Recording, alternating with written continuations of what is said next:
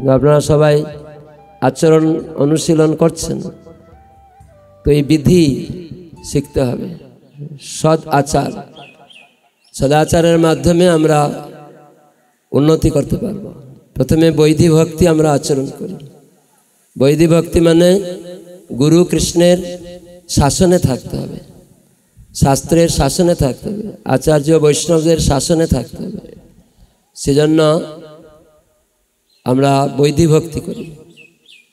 শাসন করতে মানলে স্বাভাবিক স্তরে আসা যাবে, নাহলে আসা যাবে না। এই জন্য প্রথমেই শাসন, গুরুদেব এবং বৈষ্ণবের শাসন মানতে হবে।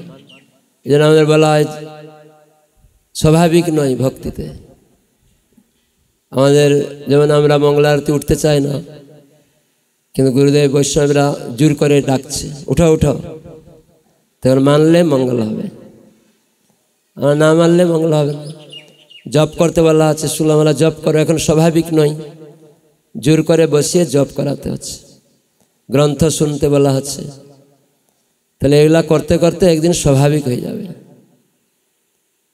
তো সেজন্য সবাই সদাচার পালন করতে অভ্যাস করুন, এটি আমার প্রার্থনা। হরে কৃষ্ণ। আমরা জানি আগে বাল্য বিবাহ ছিল, শুনেছেন? বাল্য বিবাহ যখন মেয়ে হয়তো 3 বছর, ছেলে হয়তো 5 বছর, কখনো বিবাহ হয়ে যেত আগে। কেন কখনো কখনো দেখা যায় কোনো ছেলে থাকছে না মায়ের, বা মেয়ে থাকছে না, তখন তারা কি করে বাল্য বিবাহ দিয়ে দেয়। এসব আগে ছিল। কিন্তু তখন কি ছেলে আর মেয়ে বুঝে এটা আমার স্ত্রী, এটা আমার স্বামী? বুঝে? কিছু বুঝতে পারে না। কিন্তু এইরকম বুঝে না। একবার এক ছেলে, সে শ্বশুর বাড়ি গেছে, কেউ বলছে ওটা তোর শ্বশুর বাড়ি, তখন ম্যাচিওর হয়নি, মেয়েও হয়নি, তো গিয়েছে শ্বশুর বাড়িতে। তো শাশুড়ি দেখছে জামাই এসে গেছে, ঘর দিয়েছে, খেতে দিয়েছে, আদর করছে। তখন মেয়েকে বলছে এটা তোর স্বামী, যা ঘরে সেবা কর। মেয়েটা কি বুঝে স্বামী বলতে কিছু? তখন বুঝে না। তখন ভিতরে গিয়ে আলাপ আলোচনা করছে কিছু। ছেলেটা একটু থাপ্পড় মেরে দিয়েছে ভুল করার ফলে। তখন মেয়েটা কান্না করতে করতে মায়ের কাছে চলে এসছে। তখন মা যখন পাঠাচ্ছে আর যেতে চায় না, কেন স্বাভাবিক নয়। মা তবু বলছে না, এটা তোর স্বামী, যে যাও, কিছু অসুবিধা নেই, এবং বুঝিয়ে বাজিয়ে আবার পাঠানোর চেষ্টা করে। কিন্তু যখন মেয়েটা বড় হয়ে গেল, 18 বছর উপরে হয়ে গেল, ছেলেটা হয়ে গেল 23 বছর, তখন ছেলেটা হয়তো শ্বশুরবাড়ি গেছে, মেয়েটাকে আর বলে দিতে হবে? স্বাভাবিক লুকিয়ে লুকিয়ে কথা বলবে, হ্যাঁ কি না? তখন লুকিয়ে লুকিয়ে গিয়ে গল্প করবে, তখন আর বলে দিতে হবে না। তো এখানে মেয়ে হচ্ছে সাধক, স্বামী হচ্ছে ভগবান, আর মা হচ্ছে গুরুদেব। তা গুরুদেব শাসন করেন, পাঠান ভগবানের সেবা করতে। আর মেয়েটা সাধকের মতো, সে স্বাভাবিক স্তরে না আসা পর্যন্ত তাকে মানতে হবে সবকিছু। তা আমরা এখন সাধকের মতো, তাই জন্য গুরুদেব আমাদের মায়ের মতো, বারবার তিনি শাসন করেন, বলেন না যাও, উঠো, মঙ্গলা আরতি উঠো, জপ করো, গ্রন্থ শুনো, এসব জোর করেন। আমাদের ভালো লাগে না, তবু জোর করেন ভগবানের সাথে সম্বন্ধটাকে আরো নিবিড় করার জন্য। যখন আমরা এই ভক্তি অনুশীলন যখন স্বাভাবিক হয়ে যাবে, তখন আর বলে দিতে হবে না। প্রতিদিন একটু গ্রন্থ না পড়লে, জপ না করলে, তখন ভালো লাগবে না, হ্যাঁ কি না? এটা স্বাভাবিক স্তরে তো এখন আসেনি। সেজন্য আমাদের এখন বৈদিক ভক্তি মানে শাসনে থাকতে হবে। একদিন সেই ভক্ত সাধিতে সাধিতে তেহ ভক্ত হইবে উত্তম, একদিন উত্তম স্তরে যাবে। তখন আর এই তমগুণ রজগুণ স্তরে, সত্যগুণ স্তরে থাকবে না, তার ঊর্ধ্বে একদম বিশুদ্ধ সত্য স্তরে চলে যাবে। তো সেটা যেতে গেলে প্রথমে রজতম গুণ স্তর থেকে উত্তীর্ণ হয়ে সত্যগুণে আসতে হবে। তো সত্যগুণে আসা মানে এই শাসনে থাকা। সত্যগুণে যেতে পারে না কেউ শাসনে না থাকলে। এই জন্য আমাদের প্রথমেই সত্যগুণে আসা দরকার। তো সেই জন্য সাধুসঙ্গ করা, গুরু বৈষ্ণবদের শোনা মাত্রই দৌড়ে যাওয়া,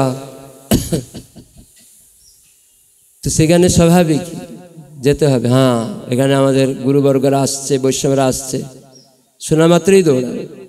কখনো কখনো পাশে শুনেছে ভক্ত আসছে, তখন যেতে চায় না।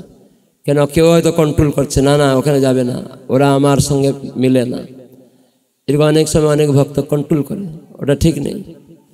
হ্যাঁ, যাও, ওখানে মহারাজরা এসছে, প্রভুরা এসছে, পাঠাবে, জিজ্ঞাসা কেন?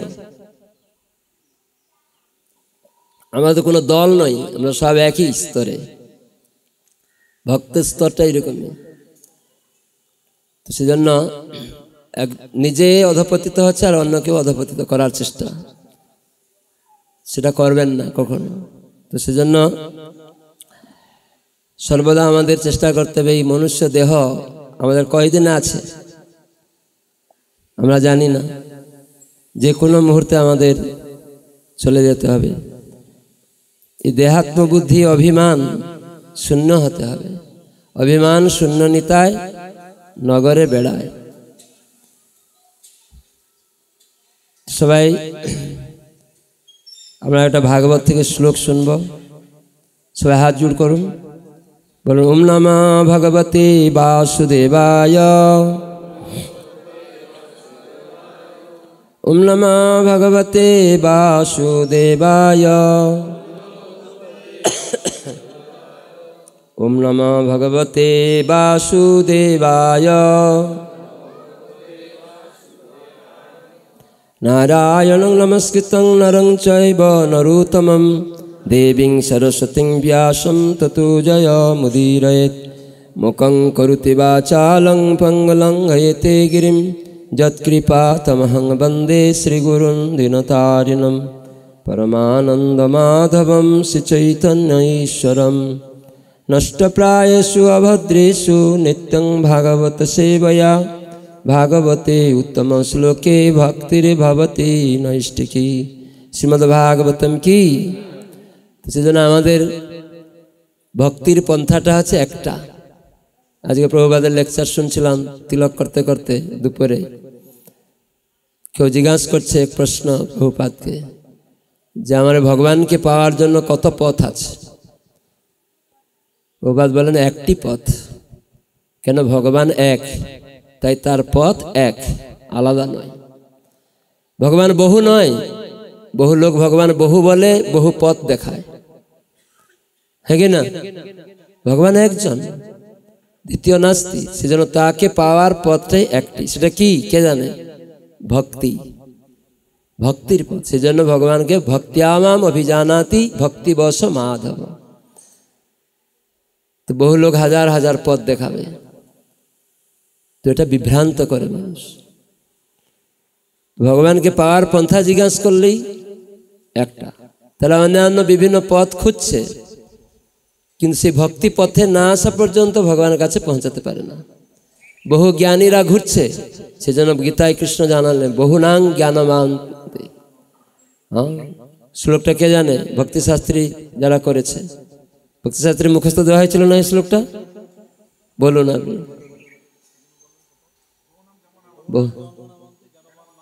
তাহলে বহুনাং জন্মানমন্তে জ্ঞানবান মাং প্রপন্ন। তাহলে বহু বহু জন্মের ঘোরার পরে জ্ঞানবান কি জানবে? বলুন, আরেকজন কে জানে? বাসুদেব সর্বমিতি স মহাত্মা সুদুর্লভ। তখন সে মহাত্মা হবে। যাকে দেখে মহাত্মা ছিল মেরে দিলে হবে না। এই মহাত্মা বলে সিল মেরে দিলাম, সে ভগবানের আরাধনা করে কিনা দেখতে হবে। সেজন্য যে বাসুদেব শব্দের অর্থ হচ্ছে তিনি সর্বত্র বিদ্যমান আছেন। তার মানে সর্বত্র বিদ্যমান আছেন মানে সবাই ভগবান নয়। ভগবান সব জায়গায় আছেন মানে সবাই ভগবান নয়, এটা মূর্খামি। ভগবান একজন। যখন আমরা দেখছি লেখা আছে বিড়লা কোম্পানি, তার ফ্যাক্টরি চারিদিকে বিড়লা বিড়লা বিড়লা লেখা আছে, প্রত্যেকটা প্রোডাক্টসে বিড়লা বিড়লা লেখা আছে। তাহলে ওই প্রোডাক্টসটা নেওয়া মানে কি বিড়লা উনি কোম্পানি যেখানে জায়গায় বিড়লা বিড়লা লেখা আছে ওটা কি বিড়লার সাথে দেখা করা হলো? কিন্তু বিড়লার শক্তি লেখার মাধ্যমে তার বিভিন্ন প্রোডাক্টস তার নিজের শক্তি। সেই জন্য ভগবানকে আমরা দেখতে পাই না, তার শক্তি দেখতে পারি। এই মাটিটা ভগবান কিন্তু নিরাকার, ভগবানকে বোঝা যাচ্ছে না, এটা ভগবানের শক্তি। এবারে মালা আমি পরে আছি, এখানে কি করে আছে মালাটা কে বলতে পারে? মাতাজি বলুন, কি করে এই মালাটা আছে? হ্যাঁ, সুতো দেওয়া আছে। কে কয়জন সুতা দেখতে পাচ্ছে এখানে? সুতা কেউ দেখতে পাচ্ছে না। তাহলে আমরা সুতাকে দেখতে পাচ্ছি না বলে কি সুতো নেই? তাই অনেক সময় ভগবানকে দেখতে পাচ্ছি না বলে নিরাকার বলে মানুষ চালিয়ে দিল, ভগবান নেই, দেখতে পায় না। তো এখানে মালাটা কি দিয়ে আছে? সেজন্য গীতায় কৃষ্ণ বললেন মত পরতরং নান্যৎ কিঞ্চিৎ অস্তি ধনঞ্জয়, আমাকে আমার থেকে পরতর বস্তু কিছু নেই, শ্রেষ্ঠ বস্তু কিছু নেই, কিন্তু আমি আছি সূত্রে মণিগণাইব। এই মণিগুলা যেমন গাঁথা হয়ে আছে সুতার দ্বারা, সেরকম আমি রয়েছে তার ভিতরে। তো এই সুতাটা ভিতরেই আছে, দেখা যাচ্ছে না। মালাগুলা গাঁথা হয়েছে আলাদা আলাদা করে, কিন্তু সুতাটা আছে, দেখতে পাচ্ছি না। কিন্তু এমনি এমনি এই ফুলগুলা থাকতে পারে না, ঠিক সেরকম এই মণিগুলা এমনি এমনি থাকতে পারে না। সেজন্য ভগবান সর্বত্র বিদ্যমান, আর সবাই ভগবান নয়। লেখা আছে গাড়িটা বিড়লা লেখা আছে বলে গাড়িটা, তো গাড়িটা বিড়লা লেখা আছে মানে গাড়িটা বিড়লা নয়। বিড়লা একজন মালিক, তার সাথে দেখা করতে গেলে তার কাছে যেতে হবে, তিনি ব্যক্তি। গাড়িটাও বিড়লা, দেখেই আমরা বলছি এটা বিড়লা গাড়ি, কিন্তু গাড়িটা বিড়লা নয়। সে ব্যক্তির সাথে কথা বলতে গেলে, দেখা করতে গেলে আমাদের তার কাছে যেতে হবে। সেরকম পন্থা রয়েছে, তাই ভগবত ভক্তির দ্বারা ভগবান লাভ করা যাবে। প্রভুপাদের এরকম অনেক শিক্ষা তিনি দিয়েছেন।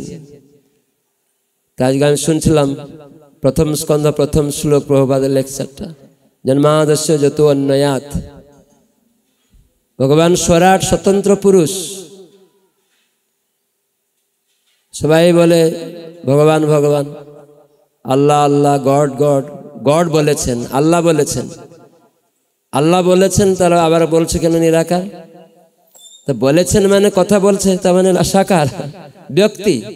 একদিকে মূর্খরা বলে আল্লাহ নিরাকার, গড নিরাকার। গড এটা বলেছেন, আল্লাহ এটা বলেছেন, তার নাম ধরে বলছে আল্লাহ বলেছেন, তাহলে আল্লাহ নিরাকার হলো কি করে? বলেছেন মানে কোনো ব্যক্তি কথা বলেছেন, তার তো বই থেকে বলছে এটা আল্লাহ বলেছেন, এটা গড বলেছেন, তিনি ব্যক্তি। সেই জন্য আমাদের ভক্তদের এই সব দৃঢ় বিশ্বাস ভগবান একজন ব্যক্তি, তিনি নিরাকার নন, আমাদের মতো তার জড় আকার নেই, এই সমস্ত উপলব্ধি করতে হবে। আবার এই ঘর বাড়ি দেখেও ভগবানের শক্তি মনে করে, স্ত্রী পুত্রকে দেখেও ভগবানের সেবক সেবিকা রূপে আমাদেরকে ভগবত জ্ঞান লাভ করতে হবে। জল খেয়েও স্বাদ পেয়ে জানতে হবে কত সুন্দর ভগবান, জলে এত সুন্দর স্বাদ। সেই জন্য ভগবত গীতার জ্ঞান আমাদের ভালো করে নিতে হয়। গীতা হচ্ছে ধর্মগ্রন্থ, আইন গ্রন্থ। ধর্ম মানে আইন, সেটা পাঠ করতে হয়। ভাগবত এবং গীতা সব ভগবানের কথা। এক হচ্ছে ভগবানের মুখ নিঃসৃত বাণী, আর এক হচ্ছে ভগবান এবং তার ভক্তের সম্বন্ধীয় কথা। তো ভগবান এবং তার ভক্ত সম্বন্ধীয় কথা কোনটা কে বলতে পারে?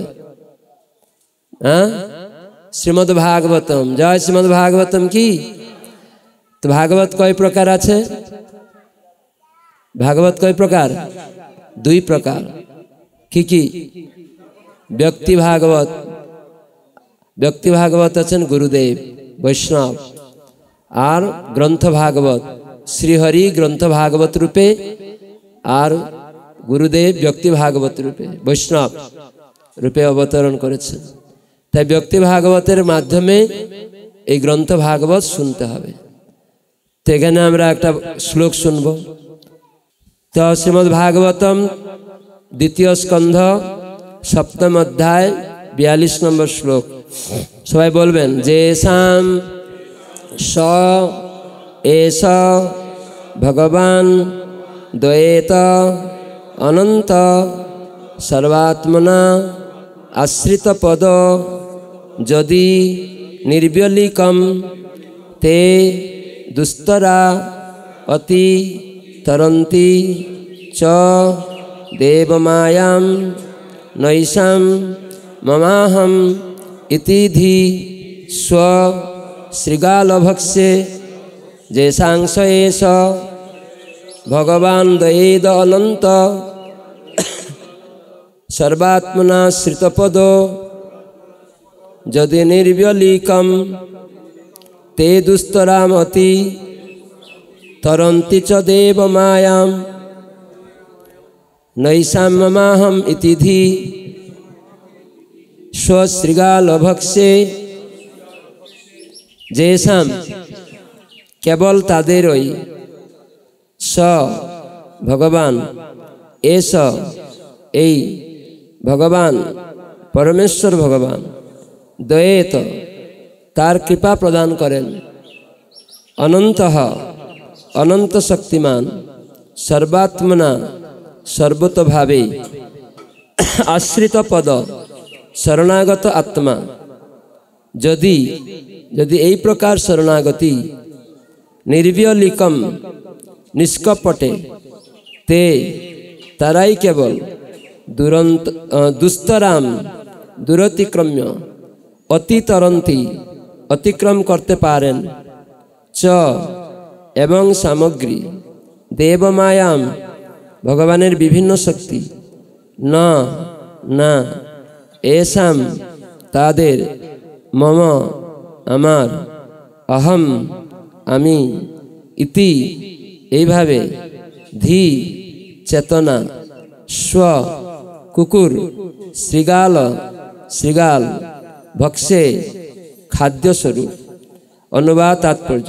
আমরা এখন শুনলাম এই শ্লোকের শব্দার্থ প্রভুপাদ বর্ণনা করেছেন, তার অনুবাদ তাৎপর্যও প্রভুপাদ বলেছেন। সবাই বলুন, যারা নিষ্কপটে পরমেশ্বর ভগবানের শরণাগত হয়েছেন তারা ভগবানের বিশেষ কৃপার প্রভাবে দুস্তর ভবসমুদ্র উত্তীর্ণ হতে পারেন এবং ভগবানকে জানতে পারেন। কিন্তু যারা কুকুর শৃগালের ভক্ষ্য এই জড়দেহটির প্রতি আসক্ত তারা কখনোই তা পারে না। তাহলে কারা এই ভবসমুদ্র উত্তীর্ণ হতে পারে?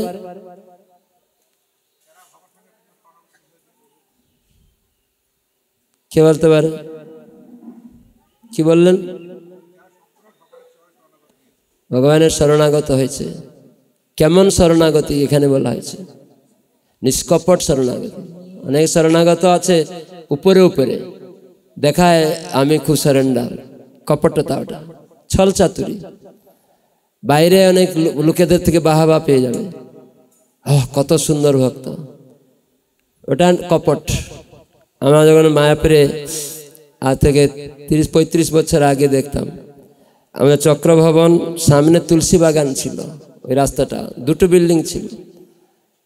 তো দেখতাম কিছু কিছু নতুন ভক্ত যারা এখনো নতুন এসছে, কিন্তু অনেকের কাছে বাহাবা পাওয়ার জন্য তুলসী বাগানের ভিতরে ঢুকেই একা একা জপ করত। তখন বাইরের লোক সব জড়ো হয়ে যেত, কি সুন্দর ভক্ত, কত একদম শরণাগতি, গদগদ, তার প্রতি আকৃষ্ট হয়ে যেত। এরকম অনেক সময় আমরা দেখি।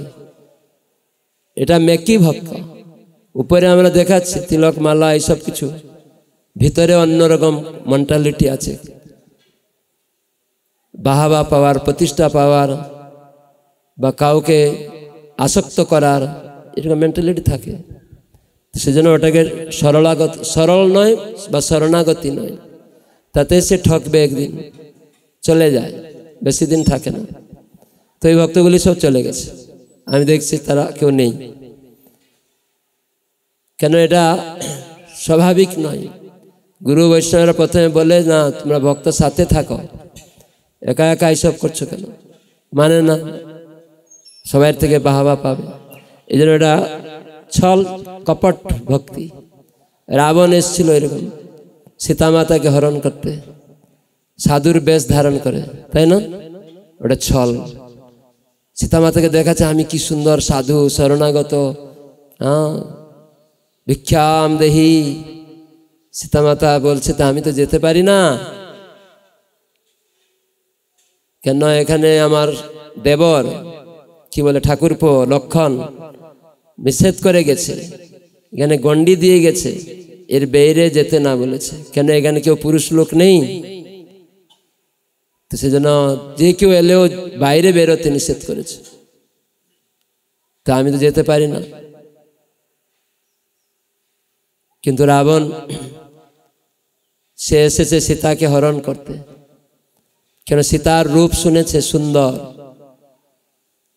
কার থেকে শুনেছে? তার বোন থেকে, সুপর্ণখা থেকে শুনেছে। একটা সুন্দরী মেয়ে আছে সীতা নাম, আর তার স্বামী হচ্ছে রাম, সেও খুব সুন্দর। কিন্তু লঙ্কেশ্বর তুমি একমাত্র উপযুক্ত, ও বনবাসী, ও সীতার উপযুক্ত নয়। অসুরেরা সবসময় ছলচাতুরি করে। সে পারল না কিছু করতে, রামকে বিবাহ করতে চাইল, লক্ষ্মণকে বিবাহ করতে চাইল, কিন্তু ওরা তো প্রত্যাখ্যান করলো, নাকটা কেটেই দিল পুরা।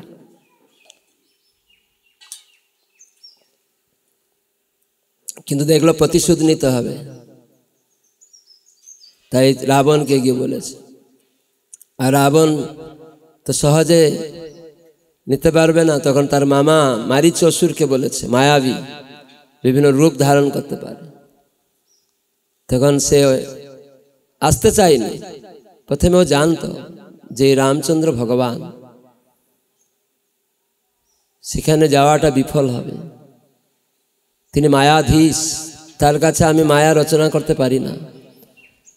রাবণ মানতে চাইল না, তুমি যদি না যাবে তাহলে তোমাকে মৃত্যুদণ্ড দিব।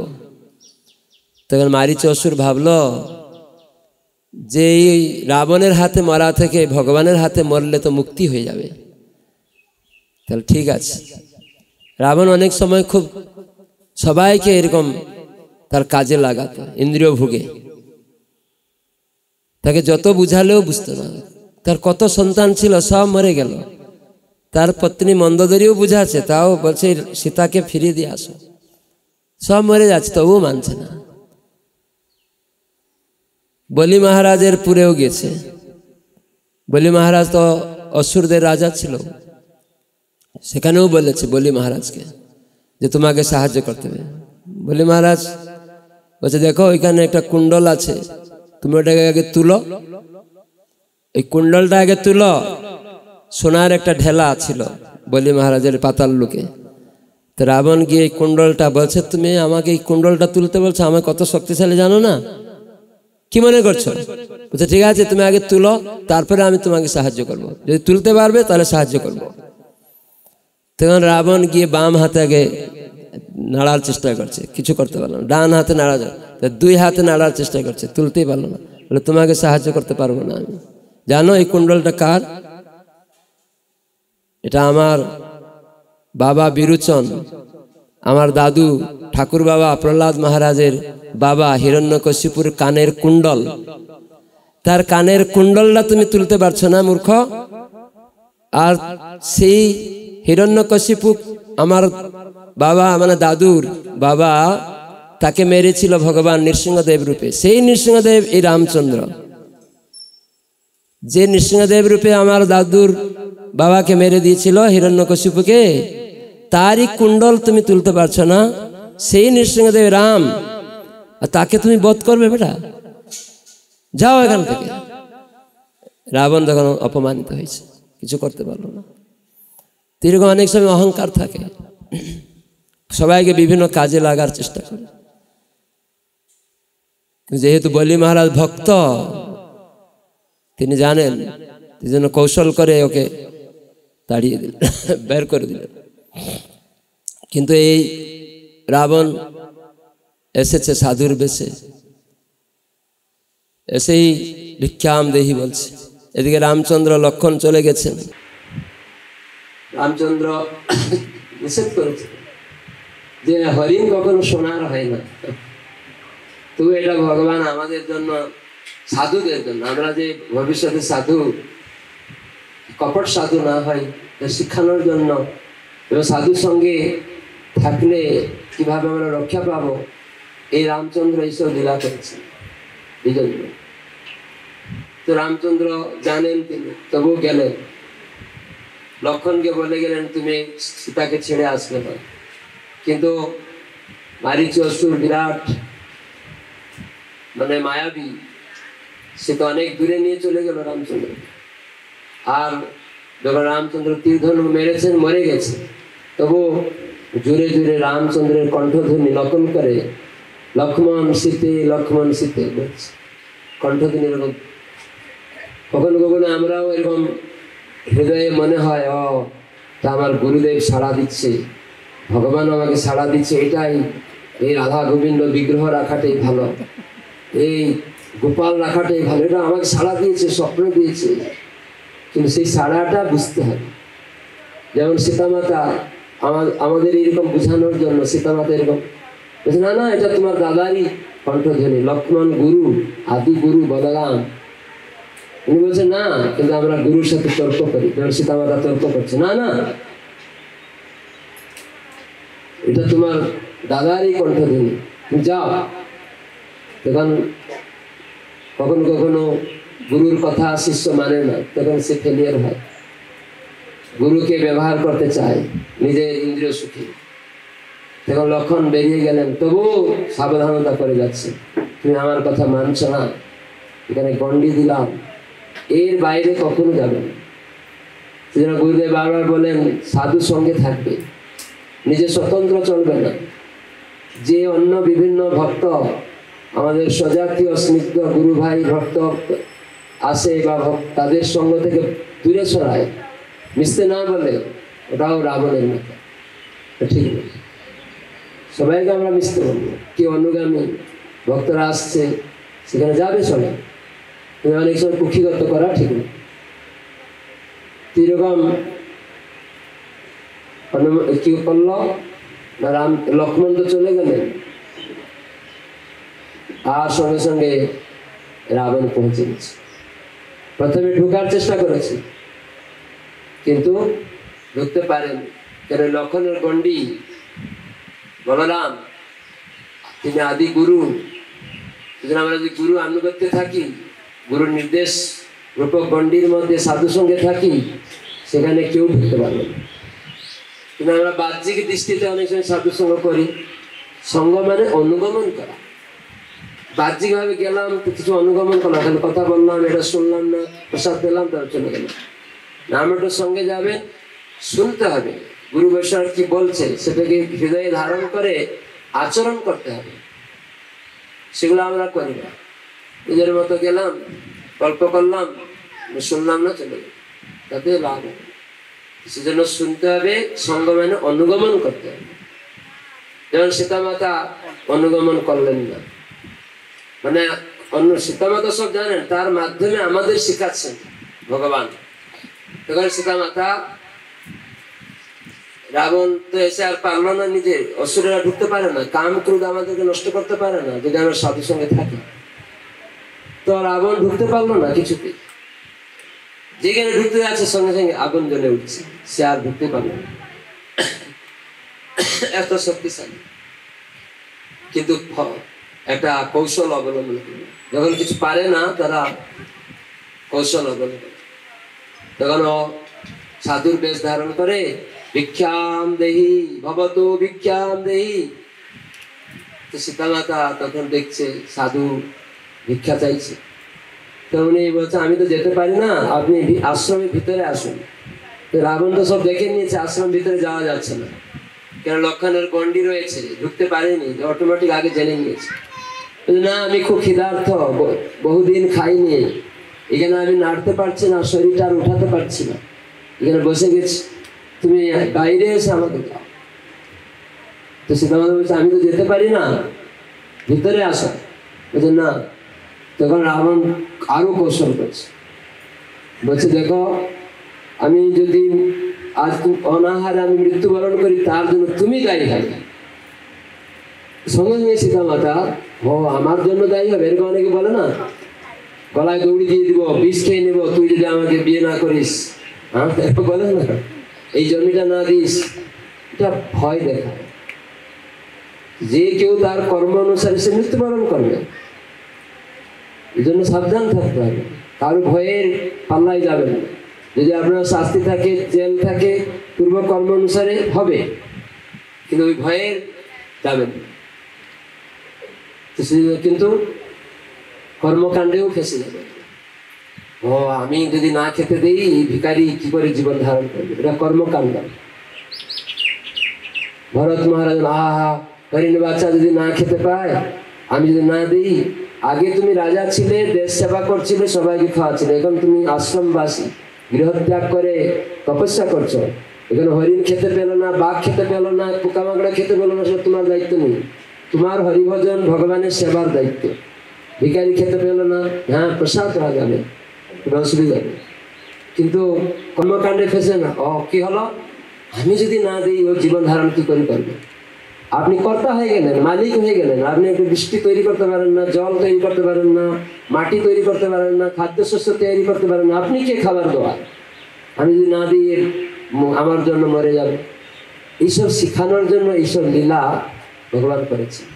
এই রামচন্দ্রের এই লীলা আমাদের জন্য, ভালো শুদ্ধ ভক্তি বুঝার জন্য, শুদ্ধ ভক্ত কে হবে এইসব শিখানোর জন্য। তখন সীতামাতা তিনি কর্মকাণ্ডে একদম বাইরে চলে গেলেন। আমি যদি না দিই তাহলে বলছে মরে যাবে। সঙ্গে সঙ্গে যে কিছু খাবার নিয়ে বাইরে বেরিয়ে গেছেন, অমনি রাবণ সাধুর বেশ ছেড়ে অসুরের বেশ, তখন পুষ্পক যান ছিল নিয়ে পালিয়ে গেল, সীতাকে হরণ করে গেছিল। তা আমাদের ভক্তির ধন হচ্ছে সীতা। সীতা হচ্ছে ভক্তির সম্পত্তি, হৃদয়ে থাকে, সেটা চুরি হয়ে যায়। কাম ক্রোধ লোভ মোহ মদ মাশ্চর্য রূপক অসুরেরা চারিদিকে ঘুরছে, এরকম প্রলোভন দিবে আর চুরি করে নিতে যাবে। সেজন্য খুব সাবধান, কর্মকাণ্ডে ফেসে যাবেন, ওই রকম আপনার ভক্তির ধন চলে যাবে। সেজন্য শুদ্ধ ভক্তি কর্ম জ্ঞান অনাবৃত। আমরা সবাই ভাবি, হ্যাঁ আপনি দিয়েছেন, ভাবছেন কেন আমি না দিলে কি করে চলে? প্রসাদ দিয়েছেন, কিছু দিয়ে দিয়েছে, দিয়েই ভাবছেন হ্যাঁ আমি কত উপকার করছি, ওটা কর্মকাণ্ডে যাবে। সেটাই আমরা সবাই চাই জগতে, কর্মকাণ্ডে সকাম কর্ম, কিছু করে ইন্দ্রিয় সুখ করতে চায়, এটা মানে সকাম কর্ম। সেজন্য ভক্তিটা সম্পূর্ণ আলাদা। তো এইভাবে সীতামাতা চুরি হয়ে গেল। সেজন্য আর এখানে সীতামাতা বলছে না না তোমার দাদার কণ্ঠধ্বনি, এটা লক্ষ্মণকে বলছেন। তা আমরা সেরকম অনেক সময় মনে করি আমার হৃদয় থেকে এটা আসছে। আমাদের গুরু মহারাজ একবার গিয়েছিলেন একটা গ্রামে, আগে গুরু মহারাজ যেরকম সব গ্রামে গ্রামে হেঁটে হেঁটে যেতেন, থাকতেনও গ্রামে, ওনার গাড়ির মধ্যেই থাকতেন। রাত্রে কোনো জায়গায় ঘর বাড়ি নেই, গাড়িতেই শুয়ে থাকতেন। তখন প্রচার করতে গিয়ে আমরা যখন সঙ্গে দেখতাম, আর হেঁটে হেঁটে অনেক কাদা দাদা হেঁটেও যেতেন গুরু মহারাজ প্রচারে। তো একবার একটা গ্রামে গিয়েছেন, সেখানে গুরু একটা ভক্ত বাড়িতে আছে, আর একটা দূর থেকে গ্রাম থেকে একটা ভক্ত এসছে। তো এসে বলছে আমি একটু গুরু মহারাজের সাথে একটু দর্শন করবো। গুরু মহারাজ একটা ঘরে আছে, সেক্রেটারিকে বলেছে, গুরু মহারাজ সেবককে, সেবক গিয়ে গুরু মহারাজ বলছে গুরু মহারাজ আপনার একজন দীক্ষিত শিষ্য কথা বলবে, দেখা করবে। কি নাম জিজ্ঞাসা করবে। তা বলছে তোমার নাম কি? বলছে আমার নাম দণ্ডা দণ্ডা গোপাল দাস। তখন গুরু মহারাজ কাছে সেবক গিয়ে বলছে গুরু মহারাজ দান্ডা দান্ডা গোপাল দাস, গুরুকে ডাকো ভিতরে। তো ভিতরে ডেকেছে, তোমার নাম দান্ডা গোপাল দাস, আমি এরকম কোনোদিন দীক্ষার নাম দেইনি। হ্যাঁ গুরুরাজ আপনি আমাকে না, তোমাকে যখন আমি মালাটা দিচ্ছিলাম, নামকরণ করছিলাম, তখন এক সন্ন্যাসীর এরকম দণ্ড, এটা হচ্ছে সন্ন্যাস দণ্ড। সবাই জিজ্ঞাসা করে এটা কি, মহারাজের হাতে নিয়ে ঘুরে সবসময়। এটা যখন সন্ন্যাস নেয় কেউ, তখন গুরুদেব এখানে কায় মনে বাক্যে সেবা করার দণ্ড দান করেন। এর 4টা লাঠি আছে, এটা হচ্ছে জীবদণ্ড, আর কায় মনে বাক্যে সেবা করে, আর এটা উপর দিকে বাঁকার আছে, এটা জ্ঞান, জ্ঞানের মাধ্যমে বিচার করতে হবে সবকিছু। কাপড় দিয়ে কভার করা আছে। সেরকম সেই দণ্ডটা এরকম দাঁড়ানো ছিল, এখানে একটু হাওয়া এসেছিল, দণ্ডটা এরকম চলে যাচ্ছিল। এই দান্ডা তোমার নাম গোপাল দাস। তখন ও ভেবেছে দান্ডা গোপাল দাস। এই যে শুনলো না, কাগজে লিখে দেওয়া হয়, ভালো করে শুনলো না, সত্যিকারে আমার নাম কি দান্ডা গোপাল দাস? গুরুদেব দিয়েছেন এরকম না, যাচাই করতে হবে, জিজ্ঞাসা হতে হবে। এই জন্য আমার হৃদয় থেকে সত্যিকারে এসছে নাকি, সেজন্য গুরু বৈষ্ণবদের কাছে যাচাই করতে হবে, এটা ঠিক না বেঠিক জানতে হবে। না জেনে আমরা অনেক কিছু করার চেষ্টা করি, তাই জন্য ফেসে বিগ্রহ নিয়ে চলে এলো, তখন আগ্রহ, তখন গলাগ্রহ, তখন কে সেবা করবে, তখন আর কিছু থাকবে এরকম। সেজন্য চেষ্টা করতে হবে সর্বদা যে রাবণের মতো কপট ভক্ত হলে হবে না, ছল চাতুরি করলে হবে না।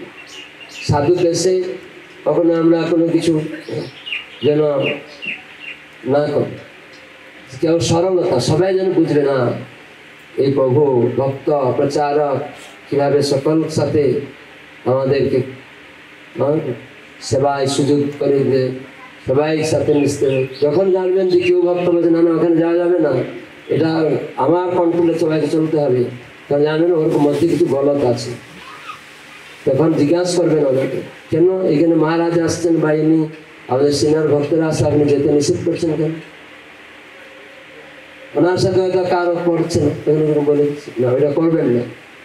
প্রত্যেক ভক্তের সান্নিধ্যে আমাদের ইস্কন একটা সজাতীয় অস্মিত্ব, সবাইকে চেষ্টা করতে হবে। হ্যাঁ, কোনো ভক্ত সে মানে না, ভগবত ভক্তি করে না, সরস্বতী, তবুও সেটা প্রচারক বা কারো কাছে সিনিয়র ভক্তকে জানতে হবে যে এদের সাথে মিশা উচিত কিনা, এরকম করছে, যাচাই করবে, তারপরে কখনো কখনো কোনো ছলচাতুরি ভক্ত থাকে, যাচাই করবেন সিনিয়র ভক্তদের কাছে, প্রশ্নের মাধ্যমে জানবেন।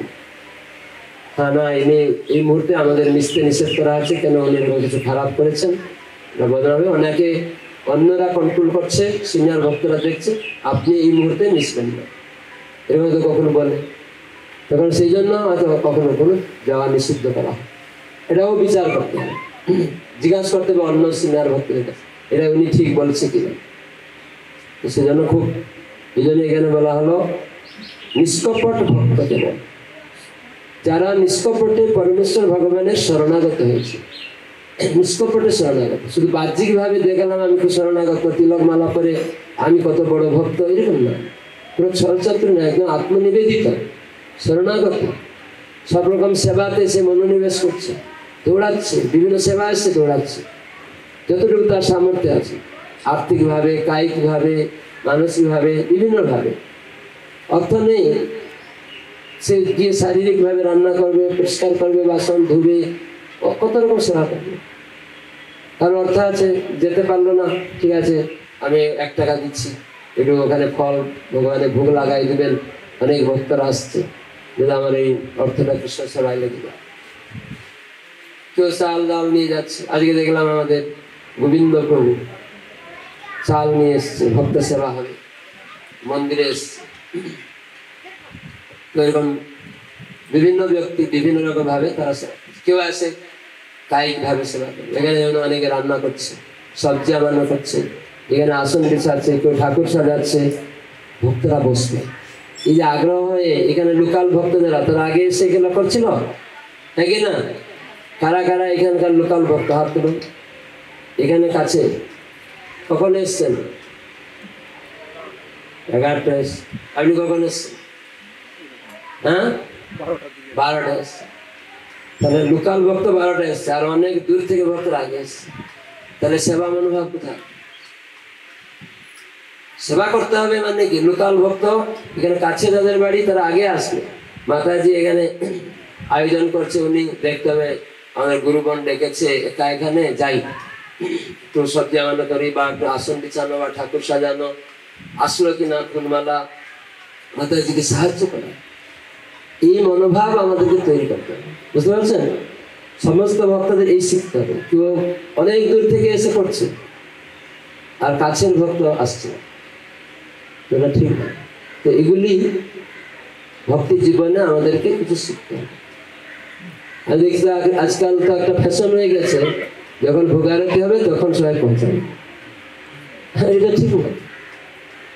মাঝে মাঝে উৎসবে কখনো কখনো বিশেষ অনুষ্ঠানে সেখানে আগে আগে যাওয়া উচিত, সাহায্য করতে, হরিকথা শুনতে, কীর্তন করতে করা উচিত। শুধু আমরা লীলা কথা শুনলাম, ভক্তি শুনলাম, এই সব সদাচার জিনিসগুলোও আমার বলা হয়, শুনেন, এগুলি করতে হবে, পাবেন। বুঝতে পারছো? কাছের ভক্ত আগে আসবে, সেবা করবে অন্য ভক্তদের, কিন্তু আমি দেখি কাছের ভক্ত আগে প্রসাদ পেয়ে চলে যায়। আমি কয়েকটা জায়গায় দেখলাম, কোথায় বাড়ি আপনার? আপনি আগে প্রসাদ পেতে বসে গেলেন, এখানে আপনি সেবা করবেন, অনেক দূর থেকে এসে তাদের পরিবেশন করবেন, সাহায্য করবেন, তারপরে প্রসাদ পাবেন, কিন্তু আপনি আগে প্রসাদ দিয়ে চলে যাচ্ছেন, এটা ঠিক না। তো এগুলি বয়স্ক লোক ঠিক আছে, সেটা তারা কিছু বয়স্ক লোক সেবা না করতে পারলেও বুদ্ধি দিতে পারে, এই এখানে এটা পরিষ্কার করো, এই এটা হয়নি, কথা বলতে পারে, কিছু না খাটতে পারলে বসেও সেবা করতে পারে বুদ্ধি দিয়ে, ঠিক না? সেই জন্য এখানে বলা আছে, এই জন্য আমাদের যেহেতু আমরা শরণাগত নই, তার জন্য এইসব হয়। শরণাগত হলে সে দৌড়াবে, আগে থেকে যাবে, কখন গিয়ে আগে লাইন দিয়ে বসবে কিছু সেবা করবে, সেজন্য ভগবানের বিশেষ কৃপা লাভ করবে আর এই দুস্তর ভব সমুদ্র অতীর্ণ হতে পারবে। কিন্তু এই দেহাত্ম বুদ্ধি যাদের আছে, আমাকে সবাই সম্মান করুক, আমি বড় শ্রেষ্ঠ, আমি আসবো এখানে গুরুগিরি করবো, এরকম ভাবনা, দেহাত্ম বুদ্ধি যাদের মধ্যে আছে, এইরকম মনোভাব মুক্ত হতে হবে। কেন এই দেহটা কি? কুকুরশালের ভক্ষ, এখানে ভাগবত সেটা বলছে, নৈশাম মমাম ইতিধি স্বশৃগাল ভক্ষ, যাদের মধ্যে এই কুকুরশালের ভক্ষ, এই দেহটা ফেলে দিলে কুকুরশাল খাবে না, ফেলে দিলে টানাটানি করবে, এই দেহ এরকম গতি, সে দেহের প্রতি যাদের আসক্তি, দেহের সম্মান চায়, আমি দেখতে সুন্দর, আমি বড়, আমাকে সবাই সম্মান করো, আমার কথা শুনতে হবে, এরকম এইরকম মেন্টালিটি যাদের, তারা কখনো ভগবানের কৃপা পাবে না। এটাই সে বলছেন, কুকুরশিয়ালের ভক্ষ, এই জড়দেহটির প্রতি আসক্ত, তারা কখনোই তা পারে না, ভব সমুদ্র উত্তীর্ণ হতে পারে না। সেজন্য শরণাগত আমাদের হতে হবে। সেজন্য বলা হয় এই জড় জগৎটা একটা সমুদ্রের মতো, দুঃখ জলধূ। সমুদ্রের কত জল আছে? হ্যাঁ, মাপা যাবে না। তাই আমাদের এই জড় জগতের রূপক সমুদ্রটা দুঃখে, মানে সমুদ্রের মতো দুঃখ, দুঃখটা গণনা করা যাবে না, একটার পর একটা দুঃখ আছে। আপনারা অনুভব করেছেন? ভক্তরা করছে যে একটার পরে একটা গেলে আর একটা দুঃখ চলে আসছে, একটা রোগ গেলে আর একটা রোগ চলে আসছে, কোনো কিছু নেই, আবার মানসিক টেনশনে চলে আসছে, ছেলে মারা গেল, কিরকম আদি ভৌতিক, আদি আত্মিক, আদি দৈবিক দুঃখ থাকে। তো সেজন্য আমাদের এই জড় সমুদ্রে কি দুঃখ না, এখানে কাম, ক্রোধ, লোভ, মোহ, মদ, মাৎসর্য রূপক সমুদ্রের মধ্যে কুমির হাঙ্গর। প্রবোধানন্দ সরস্বতী ঠাকুর নাম শুনেছেন? প্রবোধানন্দ সরস্বতী গোপাল ভট্ট গোস্বামীর কাকা এবং গুরু ভেঙ্কট ভট্টের ভাই ছিলেন এই কে? প্রবোধানন্দ সরস্বতী। প্রবোধানন্দ সরস্বতী উনি তুঙ্গবিদ্যা সখী ব্রজলীলাতে, কৃষ্ণলীলাতে, আর তিনি পরবর্তীতে প্রবোধানন্দ সরস্বতী তিনি অনেক মহাপ্রভুর কথা লিখেছেন। চৈতন্য চন্দ্রামৃত, চৈতন্য চন্দ্রোদয় নাটক এসব রচনা করেছেন। এখানে উনি একটা শ্লোকে বলছেন যে কিভাবে মানুষ দুর্বাসনা মানে দুষ্ট বাসনা, অনেক আমাদের মধ্যে জড় বাসনা থাকে, নিজেদের ইন্দ্রিয় সুখের সব বাসনা থাকে।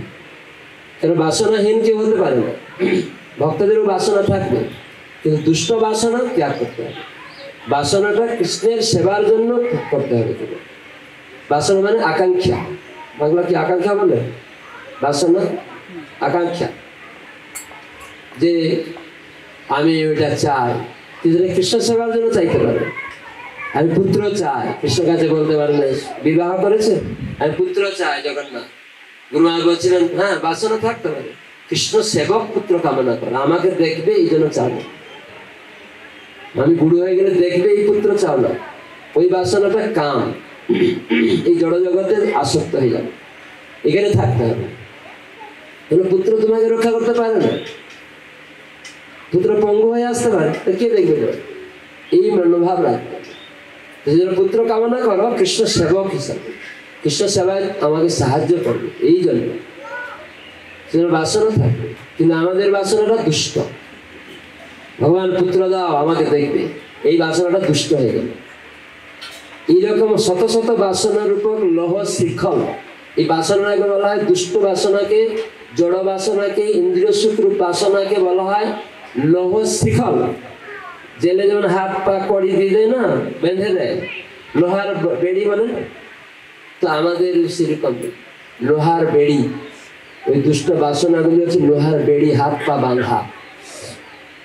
আমরা ভাবছি আরে সমুদ্রে জল আছে, পড়ে গেছি তো কি হয়েছে, আমি তো শান্তিতে চলে যাবো। হাত পা বাঁধা থাকলে সাঁতরাতে যাবে? হাত পা বাঁধা থাকলে সাঁতরানো যাবে না। আর সমুদ্রকে কেউ সাঁতরাতে পারে না, সমুদ্রের সাঁতরে পার হওয়া যাবে না। সমুদ্রে আপনি পড়ে গেলেন, হাবুডুবু খাচ্ছেন, যদি কেউ তুলে নেয় উপর থেকে এসে রজু দিয়ে যায় তাহলে এই জন্য প্রবোধানন্দ সরস্বতী উনি কথা বলছেন, সংসার দুঃখ জলধৌ পতিতস্য কাম ক্রোধাদি নক্র মকর কবলীকৃতস্য। এখানে কাম ক্রোধাদি নক্র মকর কবলীকৃতস্য, এদের দ্বারা আমি সংসার দুঃখ জলধৌ, সংসার রূপক সমুদ্রে, দুঃখ সমুদ্রে, সে দুঃখ কি না কাম ক্রোধাদি নক্র মকর কবলীকৃতস্য। কাম ক্রোধ রূপক সমুদ্রে যেমন নক্র মকর তিমিঙ্গিল হাঙ্গর থাকে, পড়ে গেলে ওরা আপনাকে গ্রাস করে নেবে, শেষ করে দেবে। তিমিঙ্গিল, তিমি মাছকেও খেয়ে ফেলে, এরকম বড় বড় মাছ আছে। সেই কাম ক্রোধগুলির সাথে তুলনা করছেন, এই তিমিঙ্গিল কাম ক্রোধের সাথে তুলনা করছেন সমুদ্রের মধ্যে। তো এই জড় জগৎ রূপক সংসার সমুদ্রে এরকম দুঃখ, কাম ক্রোধ রূপক এই তিমিঙ্গিল হাঙ্গর কমি আমাকে বারবার গ্রাস করছে, সমুদ্রে আমি পড়ে গেছি। নক্র মকরও কবলীকৃত, ভাবছি সাঁতারে চলে যাব, ওইসব তিমি মাছ এইসব মাছের সামনে সাঁতারাতে পারবেন না। ঠিক আছে সাঁতরান, কিন্তু সাঁতরাবেন কি করে? দুর্বাসনা নিগৃহীতস্য, দুষ্ট বাসনা রূপক লহ শৃঙ্খল দিয়ে হাত পা বাঁধা, দুর্বাসনা নিগৃহীতস্য নিরাশ্রয়স্য। হে কৃষ্ণ, হে মহাপ্রভু, আমি নিরাশ্রয়, এই হাত পা বাঁধা আছে, আমি তো কিছু করতে পারছি না। চৈতন্য চন্দ্র মম দেহি পদাবলম্বন, হে চৈতন্য মহাপ্রভু, আপনার পাদ পদ্ম অবলম্বন আশ্রয় দান করুন, যাতে আমি এখান থেকে উত্তীর্ণ হতে পারি। জয় চৈতন্য মহাপ্রভু কি। চৈতন্য মহাপ্রভু শরণাগত হতে হবে। সংসার সিন্ধু তরণে যদি মনশ্চায়, সংসার এই সিন্ধুকে অতীর্ণ হতে যদি মন চায়, প্রেমাম্বুধ বিহরণে যদি চিত্তবৃত্তি, যদি প্রেমাম্বুধিতে যদি বিহার করতে চিত্তবৃত্তি হয়, চৈতন্য চন্দ্রণে, চৈতন্য চন্দ্র চরণে শরণং প্রয়াত, এই চৈতন্য চন্দ্র চরণে শরণাগত হও। কয়জন চান প্রেমাম্বুধি প্রেম সমুদ্রে বিহার করতে? সবাই? কেউ হাত তুলছেন? কারো ইচ্ছা নেই, সংসার সমুদ্র থেকে উত্তীর্ণ হতে কারো ইচ্ছা নেই। আর এই সংসার সমুদ্র থেকে উত্তীর্ণ হতে হবে, সংসার সমুদ্রে যদি উত্তীর্ণ হতে চান, প্রেমাম্বুধি বিহরণে যদি চিত্তবৃত্তি, সেই প্রেমের অম্বুধি সেখানে যদি বিহার করতে চান, তাহলে চৈতন্য চন্দ্র চরণে শরণং প্রয়াতু, চৈতন্য চরণে মহাপ্রভু চরণে আশ্রয় নিন। কেন মহাপ্রভু কে? মহাপ্রভু কে? কে মহাপ্রভু? স্বয়ং ভগবান রাধা কৃষ্ণ মিলিত তনু গৌরাঙ্গ মহাপ্রভু, শ্রীকৃষ্ণ চৈতন্য রাধা কৃষ্ণ নহে অন্য। তো সেই জন্য শ্রীকৃষ্ণ চৈতন্য মহাপ্রভু শরণে আশ্রয় নিতে। শ্রীকৃষ্ণ চৈতন্য প্রভু জীবে দয়া করি, সপার্ষদস্য ধাম সহায় অবতরী। কেন এসেছেন মহাপ্রভু? জীবকে দয়া করতে। কি সেই দয়া? শরণাগতি শিখাতে এসেছেন। শ্রীকৃষ্ণ, কে জানে এই গানটা? শ্রীকৃষ্ণ চৈতন্য প্রভু জীবে দয়া করি, সপার্ষদস্য ধাম সহায় অবতরী। তিনি অবতরণ করলেন, একা আসলেন না, সব পার্শ্বদের নিয়ে এলেন আর তার ধামকে নিয়ে এলেন। ধাম মানে ভগবানের গৃহ, ভগবানের গৃহ। অত্যন্ত দুর্লভ প্রেম করিবারে দান, সেই অত্যন্ত দুর্লভ যে প্রেম সেটা পাওয়া যায় না, সেই দুর্লভ প্রেমকে দান করতে। অন্যান্য যুগে ভগবান প্রেম দেননি, মুক্তি দিয়েছেন, কিন্তু এই কলিযুগে অত্যন্ত সহজ প্রেম লাভ করা। সেই জন্য অত্যন্ত দুর্লভ প্রেম, যে প্রেম দুর্লভ সেটা দেওয়ার জন্য মহাপ্রভু এসেছেন। অত্যন্ত দুর্লভ প্রেম করিবারে দান, দান করতে এসেছেন।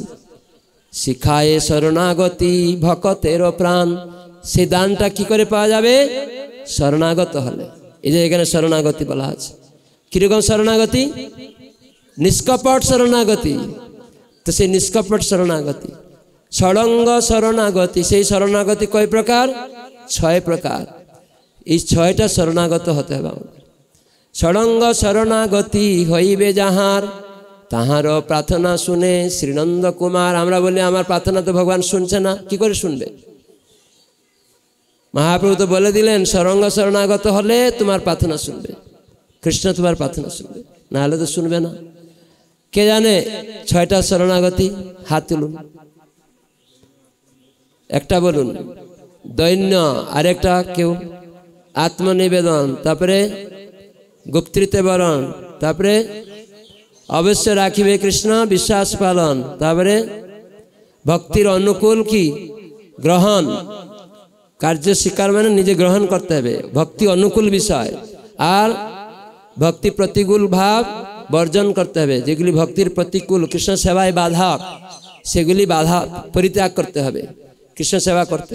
যেগুলি মানে যুক্ত নয়, প্রতিকূল জিনিস, যেমন ভক্তি মানে কৃষ্ণ সেবা করতে মাছ মাংস খাওয়া যাবে না। জানি না খাচ্ছি, কিন্তু আস্তে আস্তে আমি ত্যাগ করব, ক্রমে ক্রমে প্রসাদ বাড়াবো, হরিনাম করব, তাহলে এই মাছ মাংসগুলা প্রতিকূল আপে আপে যাবে, অটোমেটিক একদিন স্বাভাবিকভাবে যাবে, ক্রমে ক্রমে যাবে। কিন্তু সেটা প্রতিকূল, নেশা করা প্রতিকূল, অবৈধ সঙ্গ করা প্রতিকূল। তো সেজন্য ভক্তি প্রতিকূল বর্জন করতে হবে, এগুলি আস্তে আস্তে যাবে ভক্ত সঙ্গ করলে। তো সেজন্য আমাদের দৈন্য, আত্মনিবেদন, গুপ্তৃতে বরণ। গুপ্তৃতে বরণ মানে কি কে জানে? গুপ্তৃতে বরণ মানে কি? আমি অনেকবার বলি, প্রত্যেক ক্লাসেই বলি, গুপ্তৃতে বরণ মানে কি কে জানে? প্রভু বলুন।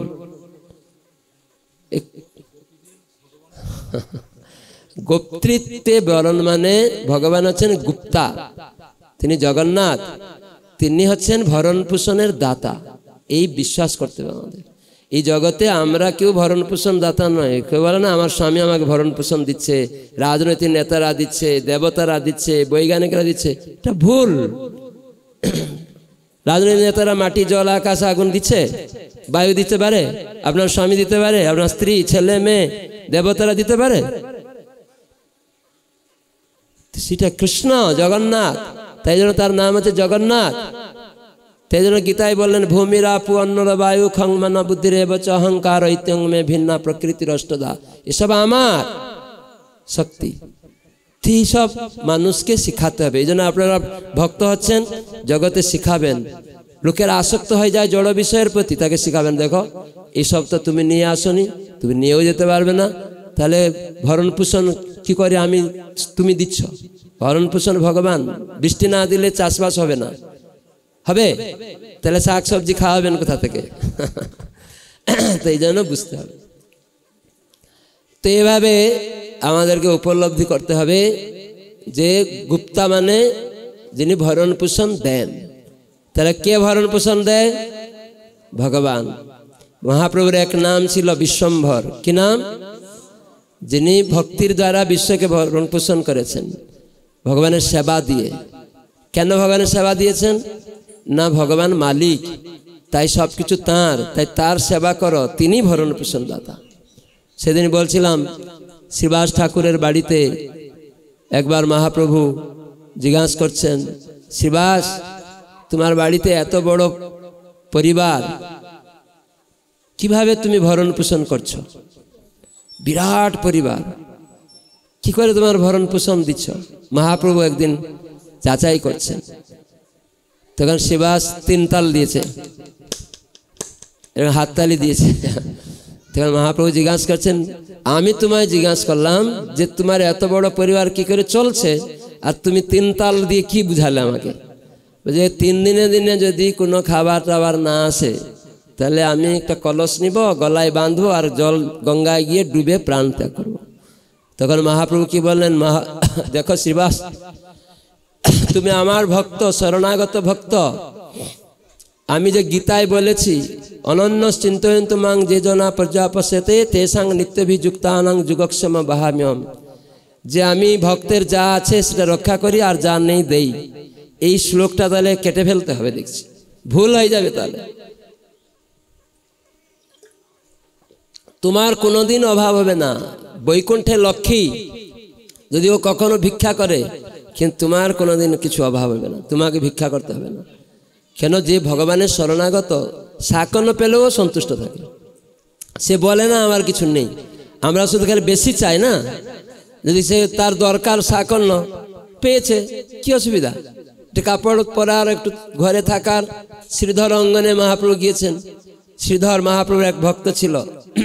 আমাদের জগন্নাথ মন্দির সীমন্ত দ্বীপের পাশেই, ওটা অন্তর্দ্বীপে শ্রীধর অঙ্গনটা।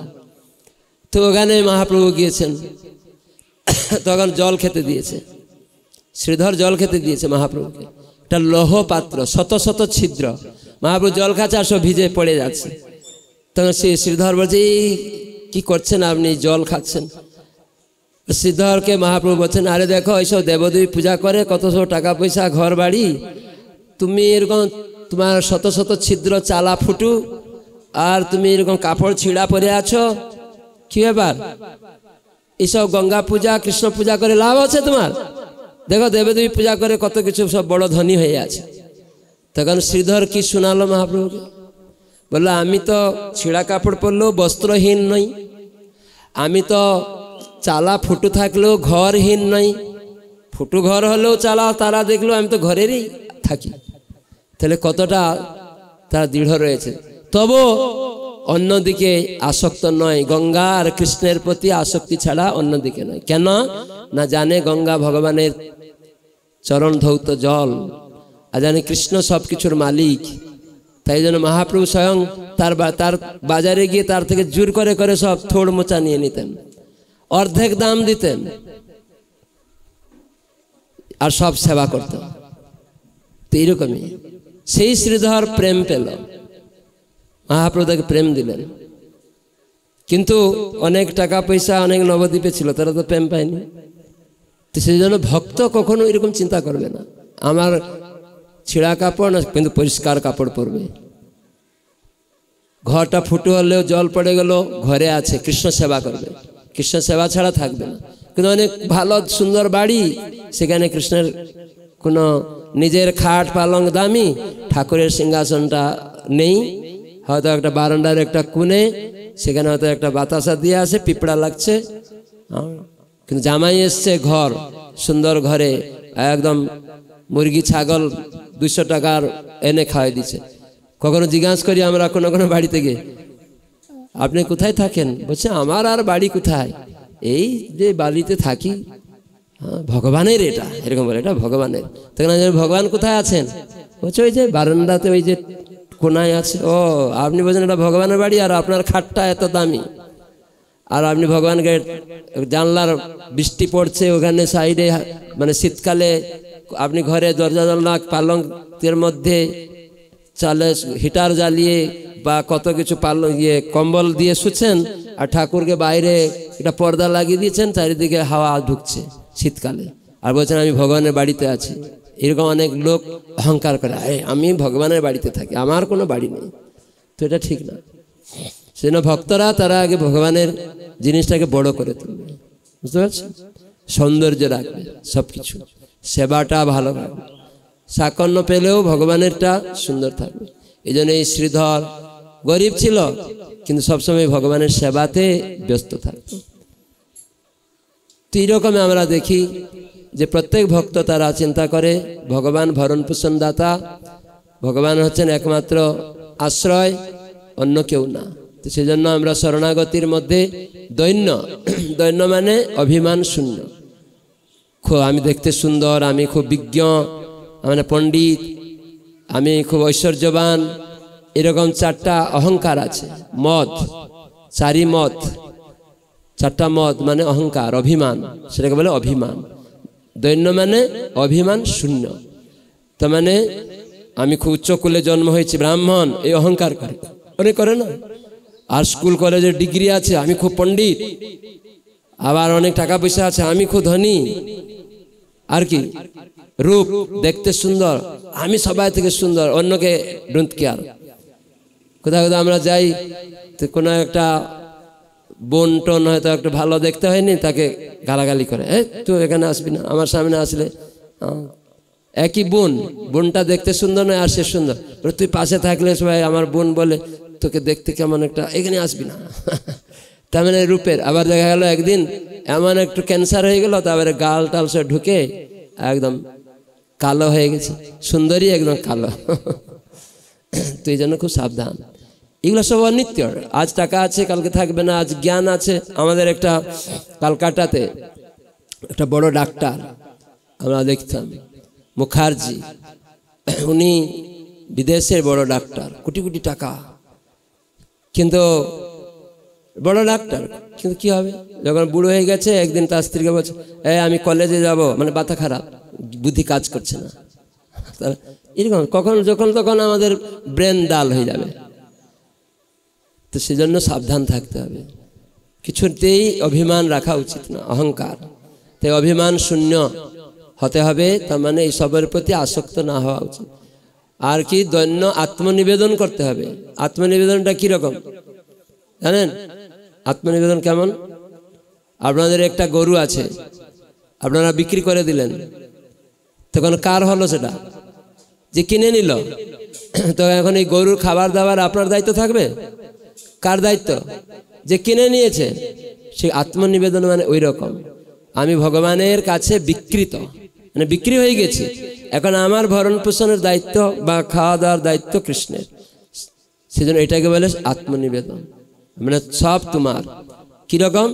মানস দেহ গেহ যো কিছু মর অর্পিন তুয়া পদে নন্দ কিশোর। মানস দেহ গেহ, আমার মনটাও কৃষ্ণের চরণে আত্মসমর্পণ করতে হবে। মন, কেউ মনকে দিতে পারে না, হ্যাঁ কি না? মনকে কাউকে দিতে পারে না। সব অনেক কিছু বলে, আমি তোমায় মন দিলাম রে, গান শুনতে পারে, তারপরে সুইসাইড করে, কিন্তু মনটা অনেকে দিতে পারে না। সেজন্য আমাদের মনটা ভগবানে অর্পণ করতে হবে, তার পাদপদ্মে। এক রাজকুমারী ছিল জয়পুরে, তিনি একটা জগন্নাথের সেবকরা গিয়েছিল পান্ডা জয়পুরে। তো সেই রাজকুমারী দেখছে তার বাবা মা সব সোনা দানা খাবার টাবার জগন্নাথের জন্য পান্ডাকে দিচ্ছে। আর ওই রাজকুমারী কি করছে? সে একটা কাঠের বক্স বানিয়ে একটা কাগজে লিখছে, হে জগন্নাথ, আমি আমাকে তোমার চরণে সমর্পণ করলাম। এটা সংস্কৃতে লিখে ওই কাগজটা বেঁধে একটা কাঠের বক্স করে লক করে দিয়েছে। তখন পান্ডার কাছে এই বক্সটা লক করা বক্সটা দিয়েছে, বলছে ঠাকুর মহাশয়, এটা জগন্নাথকে এই বক্সটা দিয়ে দিবেন। তখন পান্ডা নিতে নিতে যাচ্ছে, ভাবছে রাজকুমার নিশ্চয় আরো অনেক কিছু মূল্যবান জিনিস দিয়েছে একটা বক্সে লক করে, কিন্তু এটা হালকা কেন, কি দিল? তো পুরীতে পৌঁছার আগেই ভাবছে দেখি জগন্নাথকে একটা ভাওতা বাজিয়ে একটা বক্স নিয়ে দিয়ে দিব, কি দিল দেখি। রাজা রানী তো অনেক কিছু সোনা দানা দিয়েছে জগন্নাথের জন্য, এ কি দিল। দেখুন চাবিটা খুলে দেখছে একটা কাগজ, সংস্কৃতে কিছু লেখা। বলে আমি সেই জয়পুর থেকে একটা কাগজের লেখা সংস্কৃতে বই নিয়ে আসলাম। এই মেয়েটা মূর্খ আছে রাজকুমারী, এই ছিঁড়ে মিড়ে ফেলে দিয়ে যা, এটা জগন্নাথকে দেওয়া যায় নাকি। তারপরে সেই পান্ডা রাত্রে গিয়ে ঘুমিয়েছে। তারপরে দিন সকালবেলা অন্য পান্ডারা যারা মঙ্গলারতি পূজা করবে তারা গিয়ে দেখছে জগন্নাথের গলায় ছিঁড়া কাগজ লকেট আকারে ঝুলছে। এরকম ছিঁড়া কাগজ সব গুথে গেথে গেথে সব লকেট মতো হয়ে ঝুলছে। তখন সেবকরা চিন্তিত হয়ে গেল, কি করে আমরা কালকে তো পরিষ্কার করে গিয়েছিলাম, এরকম কোনো ছেঁড়া কাগজ ছিল না, এই লকেট হয়ে কি কাগজ এলো, কিছু অমঙ্গল ঘটলো নাকি। তারা সব এরকম রাজার কাছে খবর গেল, সব জায়গায় সব খবর গেল। তখন ওই পান্ডা ও মঙ্গলারতিতে এসেছে, তখন দেখছে ছিঁড়া কাপড় ছিঁড়া কাগজটা ঝুলছে, কি ব্যাপার। তখন সঙ্গে সঙ্গে রাজা বড় পান্ডাকে বললেন যে দেখো এই ছেঁড়া কাগজ কি অন্য অমঙ্গল হলো। তখন বড় পান্ডা সব কিছু জানতে পারে, জগন্নাথ তাকে বলেন, উনি যখন ধ্যানস্থ হন। এখনো জগন্নাথ পুরীতে এরকম আছে। তখন জগন্নাথের বড় পান্ডা ধ্যান করলেন, তখন দেখছে জগন্নাথ বলছে দেখো আমার এক ভক্ত, সে আমাকে তার হৃদয় সমর্পণ করেছে, আর তোমার এই একটা পান্ডা সে বলছে এটা একটা কাগজ, সাধারণ কাগজ মনে করে ছিঁড়ে ফেলে দিয়েছে।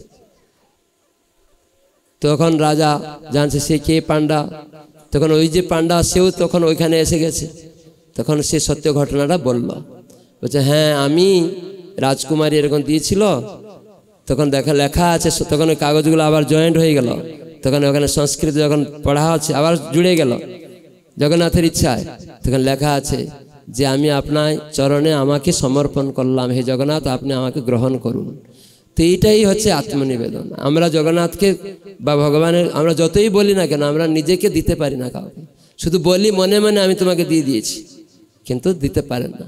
একটু কেউ অসুবিধা করলেই সঙ্গে সঙ্গে তার প্রতিশোধ নেওয়ার চেষ্টা। স্বামী যদি একটু দুর্গাপূজায় কাপড় দিতে পারলো না, তখন প্রতিশোধ, তখন তালাক করে অন্য স্বামীর কাছে, অন্য পুরুষের কাছে দৌড়াবে। আজকাল তো এরকম সব আইনও করে ফেলছে যে স্ত্রী যেন অন্যের সম্পত্তি নয়, এরকম ভাবছে। মূর্খ সব আরো পাপকর্মতে লিপ্ত হওয়ার চেষ্টা। এক স্ত্রী বিবাহ হয়ে গেলে সেই স্বামীর কাছে থাকবে, সে অন্য পুরুষের সাথে মিশবে না, অন্য পুরুষ অন্য মহিলার সাথে মিশবে না। এগুলা কঠোরভাবে পাপকর্ম, না হলে অধর্ম। সেজন্য ভক্তরা আরো স্ট্রং হবে। এগুলি প্রভুপাদ শিখিয়েছেন, দীক্ষার সময় আমরা এগুলো শিখছি, যেন আমাদের আরো স্ট্রং হতে হবে। কখনো ভক্তরা, পুরুষ ভক্তরা একা একা বেশি মহিলাদের সঙ্গে মিশবে না, মহিলারা বেশি পুরুষদের সাথে ঠাট্টা হাসি করবে না, যতটুকু সেবা করার সেটা করবে, একা যাবে না। কখনো কখনো কোনো অন্যর গাড়িতে মোটরসাইকেলে অন্য মহিলা, বিবাহিত মহিলা বা মেয়েরা বসবে না।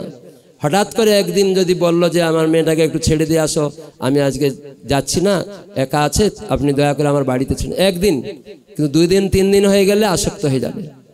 মুনি ঋষিদের মনকেও আকৃষ্ট করে, আমরা স্বাভাবিক ইন্দ্রিয়, বলবান ইন্দ্রিয়কে আকৃষ্ট করে নেবে। সেজন্য ঘন ঘন বেশি ক্লোজ হয়ে যাবেন না। এগুলা রেস্ট্রিকশন ভগবত ভক্তিতে, যত দূরে দূরে থাকবে। প্রভুপাদ বলছেন আগুন আর ঘি যখন তখন গলে যাবে, সেজন্য খুব সাবধান। পুরুষরা হচ্ছে অগ্নির মতো, স্ত্রী হচ্ছে ঘৃতের মতো। তো সেজন্য স্ত্রীরা অগ্নির মতো, পুরুষ হচ্ছে ঘৃতের মতো। যাই হোক, একটা কিছু প্রভুপাদ বলছেন। তো এইরকম আমাদের সাবধান থাকতে হবে। এই জন্য বেশি ক্লোজ হয়ে গেলে আসক্ত হয়ে যাবে। সবসময় ভগবানের মহিলাদের প্রভুপাদ তার লেকচার বলছেন, জানতে হবে যে ভগবান এই গোপীগণের, এরা সব এই মহিলারা হচ্ছেন ভগবানের দাস দাসী, সেবক সেবিকার মতো, সেবিকা। এই মেন্টালিটি রাখতে হবে। আমরা কৃষ্ণ সেবায় সাহায্য করছি মাত্র, কিন্তু তাদের ভোগ প্রবণতা নিয়ে যেন আমরা মেন্টালিটি না থাকে। সেজন্য প্রচার ক্ষেত্রে খুব সাবধান থাকতে হবে। তো পুরুষ মহিলা প্রচার করবেন ঠিকই, মহিলারা 2 জন যাবেন বা স্বামী স্ত্রী যাবেন, পুরুষেরা স্বামী স্ত্রী যাবেন বা অন্য পুরুষ ভক্ত একসাথে যাবেন। কখনো কখনো পার্সোনাল সিঙ্গেল অতি দীর্ঘ সময় গল্প ঠাট্টা করবেন না, এগুলি সব সদাচারের মধ্যে, ভগবত ভক্তিতে, তাহলে রক্ষা পাবেন। নাহলে আবার আপনার পুনর্মূষিক ভব হয়ে যাবে। পুনর্মূষিক ভব জানেন? প্রভুপাদের একটা লেকচার আছে ইংরাজিতে। একটা ইঁদুর, সে ভয় পাচ্ছে, সাধুর ছিল, তার কাছে গিয়েছে দৌড়ে দৌড়ে, বিড়াল তাড়া করছে, তো বলছে সাধু বাবা আমাকে রক্ষা করুন। কেন না, এই বিড়াল তাড়া করছে। তো তুমি কি চাইছো? বলে আমাকে বিড়াল বানিয়ে দিন, তাহলে আর বিড়াল তাড়াতে পারবে না। তখন সাধু বলেন তথাস্তু বিড়াল ভব মার্জারও ভব। তখন মার্জার হয়ে গেল, মানে বিড়াল হয়ে গেল। তখন কিছুদিন পরে আবার দৌড়ে দৌড়ে আশ্রমে গিয়ে সাধু বাবা আমাকে রক্ষা করুন। কি হলো? এই কুকুর তাড়াচ্ছে। তো কি চাইছো? বলে কুকুর বানিয়ে দিন। ঠিক আছে, কুকুর ভব, কুকুর হয়ে গেল। আবার কয়েকদিন পরে দৌড়ে দৌড়ে আসছে, সাধু বাবা আমাকে রক্ষা করুন। কি হলো? এই যে বাঘ আমার পিছনে দৌড়াচ্ছে। তো কি চাও? বাঘ হতে চাই। তখন বাঘ করে দিয়েছে ব্যাঘ্র ভব। তখন বলছে এবার আমি তোমাকে খাবো। সাধুকে বাঘ বলছে সাধু তোমাকে আমি এখন খাবো। তখন সাধু আবার বলছে পুনর্মূষিক ভব, তুমি আবার পুনর্মূষিক হয়ে যাও। তো এই জন্য খুব সাবধান, আমরা যেন আবার নিচের দিকে না চলে যাই। এত কষ্ট করে দুর্লভ মনুষ্য জন্ম পেয়ে সাধু সঙ্গের কৃপায়, গুরু বৈষ্ণবের কৃপায়, প্রভুপাদের কৃপায় এরকম উত্তীর্ণ হচ্ছি, গুরু আশ্রয় দীক্ষা নিচ্ছি, তাহলে আমাদের ক্রমে ক্রমে কি করতে হবে?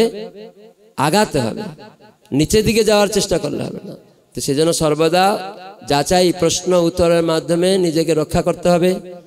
আর হরিনাম সাধু সঙ্গের মাধ্যমে সুরক্ষা দিয়ে রাখতে হবে। জল সেচন করতে হবে, দৈনিক শ্রবণ কীর্তন করতে হবে, দৈনিক প্রত্যেক দিন গীতা ভাগবতের একটা শ্লোক তাৎপর্য পড়বেন, ছেলে মেয়েকে নিয়ে গুরু পূজা করবেন, গুরুদেবের চরণে পুষ্প দিবেন, আর সব বৈষ্ণবদের চরণে দিবেন।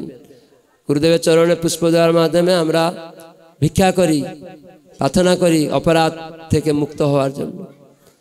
এরকমভাবে বিভিন্ন যে সেবা নামহট্ট পরিচয় দেওয়া আছে, শিখানো আছে, সেগুলো শিখবেন। কীভাবে আরতি করা, ভক্তরা যেন সব শিখে। দীক্ষা নিচ্ছে, অনেক জিনিস শিখছে না। প্রত্যেক ঠাকুর এরকম সাজানো, এখানে সাজানো ঠিক হয়নি। এগুলো সিনিয়র ভক্তরা যারা প্রচার করছে, চক্রবর্তী উপচক্রবর্তী, তারা শিখবে। কিন্তু এখানে ঠাকুর সাজানো ভুল আছে। কি ভুল আছে কে বলতে পারে? সব এক জায়গায় করতে হয়েছে। রাধা মাধব উচ্চ রাখতে হবে। কেন? ওখানে জগন্নাথ আছে, জগন্নাথের সাথে বলরাম আছে, জগন্নাথ কৃষ্ণ অভিন্ন, বলরাম আছেন, নিত্যানন্দ প্রভু বলরাম।